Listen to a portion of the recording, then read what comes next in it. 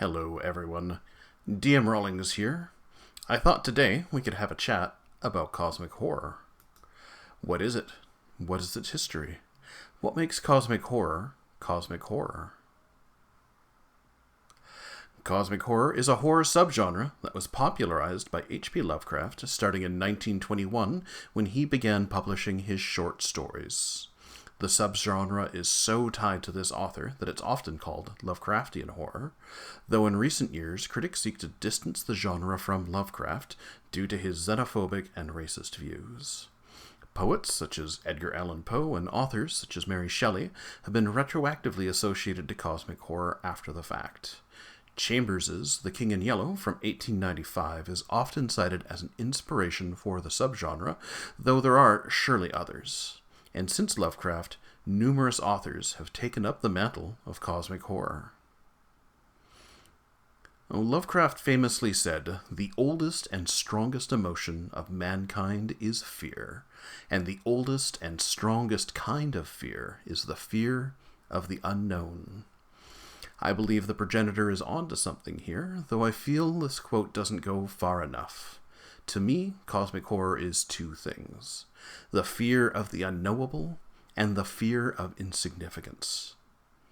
At the core of cosmicism, which is Lovecraft's literary philosophy, is the notion of a radical anti-anthropocentrism. In his works, not only is humanity not the center of the universe, as we once believed, but we are unimportant specks, impossibly small krill in an ocean filled with baleen whales. This is less nihilistic and more fatalistic. Free will or not, we are powerless to alter our lot relative to the cosmic beings that rule over reality. In the grand scheme of cosmic horror, fate is bleak and uncaring. To the eldritch gods of Lovecraft's imaginations, we are less than an afterthought. When they move, we get caught in their wake.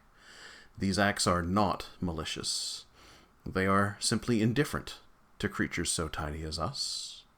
We ascribe goodness and evilness to them, but humanity should not mistakenly attribute the harms that these entities inflict upon us as intentional.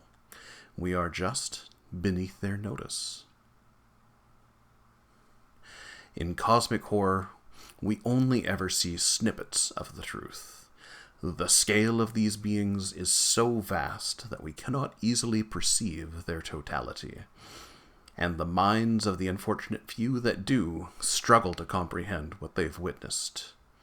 We see the terrifying consequences of what they've done, but never understanding the why. As viewers, we're left with unanswered questions, all while being told that those answers would harm us. It's no wonder that in Lovecraft's work, the two places where ancient beings beyond our comprehension can dwell are deep beneath the ocean and in the furthest reaches of space. Much like in Lovecraft's day, these two domains remain broadly unknown to us, and what limitless things we cannot know, we fear. I think it's no accident that the works of cosmic horror are presented as a mythos, as disparate but connected pieces uncovered across various stories told in morsels through unreliable narrators. These fragments of lore reinforce how little we're meant to understand, but still to tease us forward, presenting an awful puzzle whose prizes for solving them is madness. I think I'll finish here with a metaphor. Imagine for a moment you're an ant crawling around, doing ant things. Then a human turns on their lawnmower. You are an ant. You do not have ears, but you can feel the vibrations of the earth. You do not know what it is, but instinctually you know what it means. It means danger. Now imagine for a moment you're a human, walking about, doing human things. The cosmic being shifts in its eternal slumber. You are a human. You don't have the tools to comprehend what it was, but in your soul you felt it. Deeply, primally, you know what it means. That is cosmic horror. I'll leave you with that thought, and thank you for watching.